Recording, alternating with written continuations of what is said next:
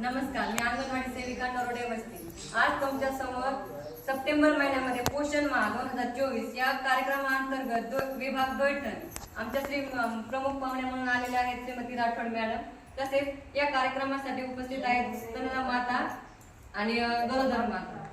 तर आज हा कार्यक्रम पोषण माह नेमका कशासाठी आणि का घेतला याची माहिती देण्यासाठी मी तुमच्या समोर माझं मनोगत व्यक्त करते थोडक्यात.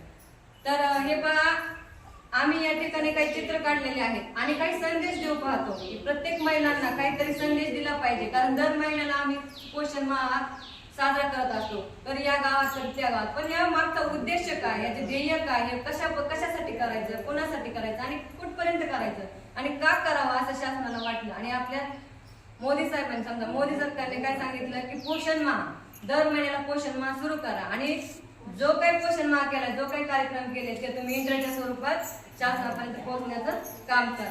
तर या कार्यक्रमाअंतर्गत या ठिकाणी आम्ही एक चित्र काढलेलं आहे. याच्यामधून एक संदेश द्यायचा आहे मला. एक माता आहे आणि एक माता आई होऊ शकते, बहीण होऊ शकते, पत्नी होऊ शकते, मग मुलगी का नाही? मुलगी जन्माला आली की वाकडे तोंड केले जातात. हे कशामुळं? मुलगी आज एक मुलगी IPS, डॉक्टर, इंजिनियर, कलेक्टर, आज प्रत्येक पदावर मुलगी उभा आहे. पण त्याच मुलीची या ठिकाणी स्त्री भ्रूण हत्या केली जाते.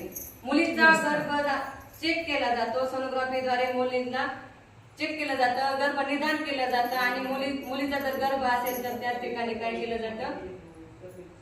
गर्भपात केला जातो. तर हे कुठेतरी थांबवायचंय, हे कुठेतरी थांबवायचंय आपल्याला. आणि हा संदेश आपल्याला सर्व महिलांना, गावांना, प्रत्येक वाडी वस्तीवर जाऊन पोहोचायचा आहे की मुलगी शिकली पाहिजे, मुलगी पुढे गेली पाहिजे. आजची या महिन्यात या सप्टेंबर महिन्याची एक थीम आहे. शासनाने आपल्याला सांगितलं की अंगणवाडीतल्या प्रत्येक मुलाच्या घरी जा आणि घरी जाऊन किंवा अंगणवाडीत जाऊन जिथे कुठे जागा शिल्लक असेल त्या ठिकाणी जाऊन एक झाड लावा. एक झाड लावा म्हणजे एक पेड माँ के नाम. म्हणजे मुलांना सांगा की तुमच्या आईच्या नावाने एक झाड लावा, नुसतं लावा नका तर वाढवा, त्याला पाणी द्या आणि एक पेड माँ के नाम. अशी ही थीम प्रत्येक गावात वस्तीवर आपल्या अंगणवाडीतील प्रत्येक मुलांकडून आपण करून घेतली, करणार आहोत आणि करीत राहणार आहोत.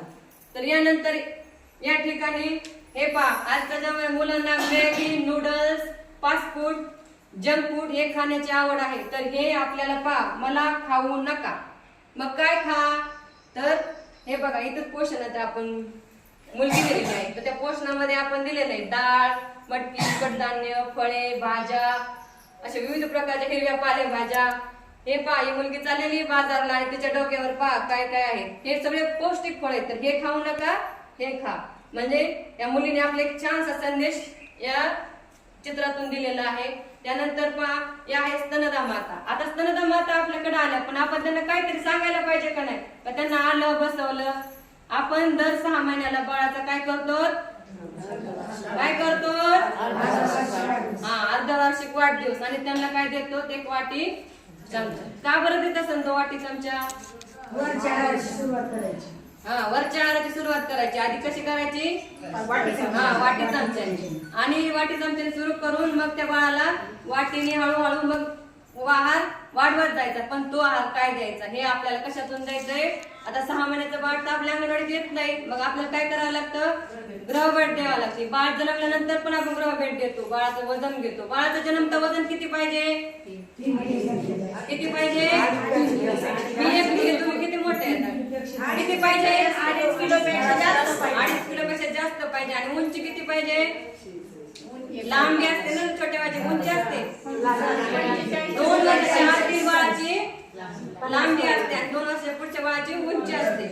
तर स्तनदा मातेला आपण एवढंच सांगू की बाळाला स्तनपान करताना त्या बाळाची पकड कशी असावी, बाळ कसं असावं, बाळ पोषणाच्या दृष्टीने कसं असावं हे कसं सांगणार आपण? त्याच्या घरी जाऊन त्याला भेट देऊन, त्याला योग्य आहार देऊन, आईचा आहार चेक करून, आई तुम्ही किती वेळा जेवतात, काय खातात, आहारामध्ये कोणत्या कशाचा समावेश केला पाहिजे, हिरव्या पालेभाज्या पाहिजे, नंतर काय पाहिजे आणखी मोड आलेले कडधान्य.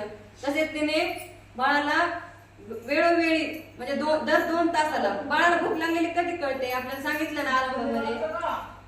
कधी कळते बाळाला भूक लागलेली?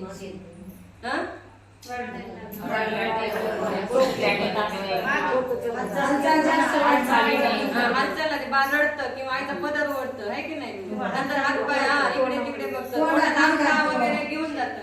त्यावेळेस बाळ आता भुकेलेलं आहे, ते बघा ते कसं करते. आपल्या समोरच आहे. त्याला भूक लागलेली आपण त्याच्या हालचाली भावावर कळून घेतो. बस तर आईने आपल्या बाळाकडे स्तनपान करीत असताना एकदम व्यवस्थित असं बसावं, त्याची जी व्यवस्थित बसण्याची क्षमता आहे ती लक्षात घ्यावी. बाळाचं पोट आणि आईचं पोट हे एकमेकांना टच झालं पाहिजे आणि ज्यावेळेस आई स्तनपान करते त्यावेळेस आईचं बाळाकडे पूर्णपणे लक्ष पाहिजे. आई इकडे पाहती आणि मूल स्तनपान करते, याला काय अर्थ आहे का? नाही. तर हे आपल्याला सांगायचंय, ते ग्रहभेटीतून आपण इतर महिलांना सांगू शकतो. मग या पोषणामागचा आपला हेतूच आहे की प्रत्येक मुल हे सदृढ झालं पाहिजे. कुपोषणाला मागे टाकून आपल्याला पोषणाकडे वळायचं आहे. तर त्या पोषण माहच्या कार्यक्रमाअंतर्गत मी एवढी माहिती दिली त्याबद्दल